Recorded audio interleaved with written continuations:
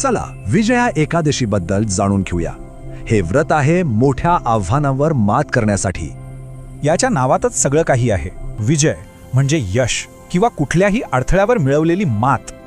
एकादशी तर प्रत्येक महिन्यात येते, पण ही एकादशी खास आहे. ती विजयाचं, यशाचं वचन देते. मग ह्या व्रतामागे नक्की कथा काय आहे ती आपल्याला रामायणात सापडते. तर गोष्ट आहे प्रभू रामांची. त्यांना लंकेत जाऊन सीतेला सोडवायचं होता, पण समोर होता अथांग समुद्र. हे आव्हान कसं पार करायचं यावर उपाय म्हणून त्यांनी बकतदालभ्य नावाच्या ऋषींचा सल्ला घेतला. आणि ऋषींनी काय सांगितलं तर संपूर्ण सेनेसह विजया एकादशीचं व्रत पाळायला सांगितलं. या व्रताच्या पुण्याईनेच समुद्रावर पूल बांधला गेला आणि रावणावर ऐतिहासिक विजय मिळवता आला. या व्रताचे फायदे खूप आहेत.